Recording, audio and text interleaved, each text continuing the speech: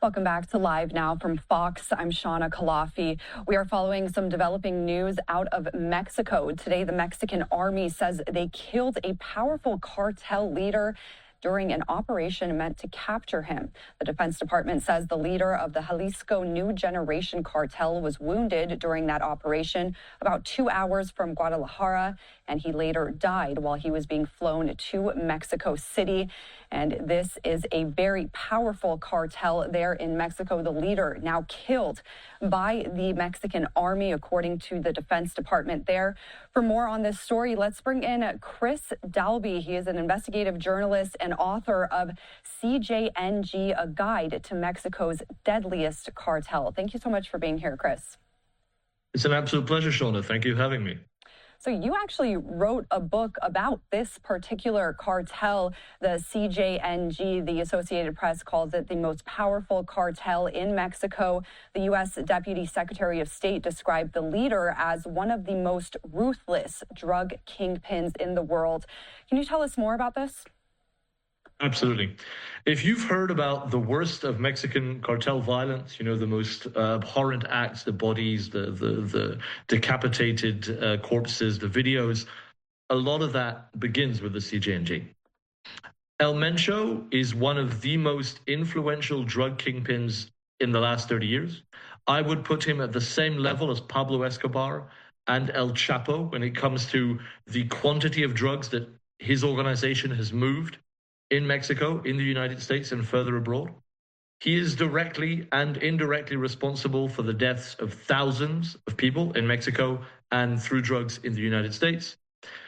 The problem is that while he absolutely deserved to face justice, removing him removes the man who kept the CJNG united.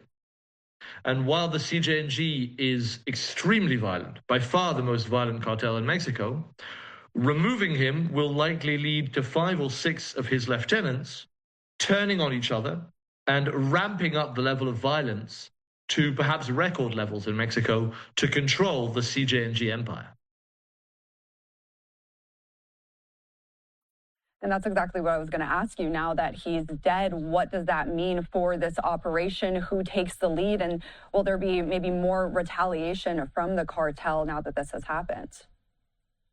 You know, President Trump has rightly designated Mexican cartels as terrorist organizations. And ElMencho had a bounty on his head of $50 million for anyone giving information that led to his capture. As I said, ElMencho needed to face justice. But the kingpin strategy, as we call it, which is where you focus on removing the kingpin, the head of a cartel, and that's your sole focus, has a major problem. Because the kingpins are often the ones controlling an organization. And when they are removed, and we've seen it with Escobar, we've seen it with El Chapo, and we're going to see it with ElMencho, that unifying force, that cult of personality goes away. There are 5 or 6 leaders of the CJNG, which I identify in my book, who all have significant manpower, drug trafficking potential, contacts in the US, money laundering options, and incredible finances and weaponry that they will absolutely use if they think that they can claim a piece, if not all, of the CJNG. To my knowledge, ElMencho didn't pick a successor. To my knowledge, ElMencho didn't go to his lieutenants and say, when I die or when I'm arrested, this is the next guy. He may have done, but we certainly have no information as to that. So right now, what we're seeing in Mexico, the immediate response is what we call the narco blockades or the narco bloqueos. This happens a lot when these top guys are removed. And the cartel wants to make a big show of, you know, burning cars and blocking highways and blocking access to the airport. That often goes away within a few days, especially because the area in which they're being violent, Guadalajara, one of the biggest cities in Mexico, Puerto Vallarta, a place that millions of Americans go to on holiday, is where the government is absolutely going to want to show we're not letting the cartel dominate this for long. After that, across Mexico, there are so many criminal economies that the CJNG was involved with. We're talking about tens of billions of dollars in criminal earnings that are now up for grabs.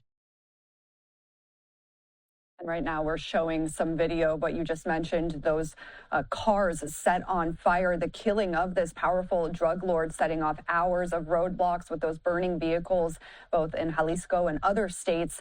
Can you talk a little bit more about this tactic that is commonly used by the cartels to block these military operations? How big of a scale is this? We also want to show a little bit of those images of the smoke that arose from these multiple car fires today. What do you take from this reaction from the cartel, and what more can we expect? So information coming to me in the last hour has suggested that there's been some movement there. Yes, in the hours immediately after ElMencho died, gunmen took to the streets, imposed a curfew on much of Guadalajara and Puerto Vallarta. Again, these are cities in Jalisco. This is their home turf. This is where we can expect a stronger reaction. But there were videos of gunmen at the airport. That appears to have been substantiated, but that situation appears to have been resolved. Police and army were able to retake control of Guadalajara airport. We don't have information about casualties yet, but the gunmen never reached the tarmac. We're seeing videos shared online of burning planes or, the whole city on fire. Those are seem to be fake news. In Puerto Vallarta, the cruise port appears to have had a fire set there, preventing access. But again, those situations could probably be resolved in the next few hours to days, with perhaps some casualties, but a limited number. The problem is that Guadalajara is going to be a World Cup city in 5 months. Puerto Vallarta is one of the biggest tourism destinations in Mexico and a constant place that Americans visit. That sort of reputational damage takes months or years to recover from. So what the CJNG has done here is, in an outburst of violence that might be controlled, create long-lasting economic ramifications for Mexico and the United States. I don't expect the violence in the medium to long term to be in the cities. I expect it to be in rural Mexico, in small town Mexico, where the drugs are going through, where the fentanyl is being manufactured, where the migrants are being smuggled, where the oil is being stolen. Because those are the areas where there are no tourists, there are few cameras, and the violence can happen almost with impunity. And that is a problem that Mexico is going to have to figure out. And I don't know to what extent the US government is going to be interested in helping them, because the US was very focused on ElMencho. What happens next is open for debate. And the Defense Department says that during this operation to capture ElMencho, the Mexican troops came under fire. They ended up killing a total of 7 people, including the cartel leader. They also seized some armored vehicles, other arms, and rocket launchers, they say. So how big of a blow will this have to the cartel's operation, or might it weaken this powerful cartel there in Mexico? The arrests and seizures of weaponry and killings outside of ElMencho are trivial. The Jalisco cartel has thousands of members and has enough weaponry to arm a small army. ElMencho was the cult of personality at the center of this cartel. Every video that they did showing their strength, every video that they did killing one of their opponents, every banner that they put up in their territory always ended with the same phrase: "Somos la gente del Señor Mencho." We are the people of Mr. Mencho. He really ruled with an iron grip, and that's what I mean by his removal is so dangerous.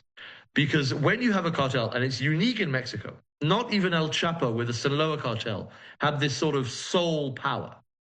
ElMencho founded the Jalisco cartel. No other person has ever come close to toppling him, and no one really knows what happens next. So it is definitely going to weaken the Jalisco cartel. I don't even know if the Jalisco cartel is going to survive in its present form, because it is now very tempting for these lieutenants to go out on their own, either to maintain their own operations and keep the money, or to try and take control of the entire CJNG empire. Chris, we really appreciate your insight here. Anything else that you want to point out about this cartel, the significance of what happened today in Mexico, or what you're going to be watching moving forward here? Yeah, I want to make one thing very, very clear. While ElMencho, again, needed to face justice, is one of the most influential drug traffickers in the history of North America. His removal in itself doesn't stop the drug flow. His removal will weaken one cartel temporarily. there are always more kingpins. There are always more drug traffickers. The demand for drugs in the United States and the potential for criminal violence and enrichment in Mexico is such that within a few weeks to a few months, that situation is going to be normalized. So removing ElMencho is a positive step, but it can cause more instability, and that instability can cause more violence, and that violence can cause a greater amount of drugs and a greater amount of money for the cartels. So net positive, I'm not sure we can say that. We will definitely be watching to see what comes next. Thank you so much. We really appreciate your insight here, Chris. My pleasure, Shauna. And we do want to show you this. This is from Air Canada just a few hours ago on X. They said due to an ongoing security situation in Puerto Vallarta impacting the Vallarta airport, Air Canada has temporarily suspended operations there today. We are monitoring the situation and in contact with local authorities who are working to resolve the issue. So violence erupting there in Mexico today after the Mexican army says they killed the leader of the most powerful cartel. We will be watching, bringing you any updates that come.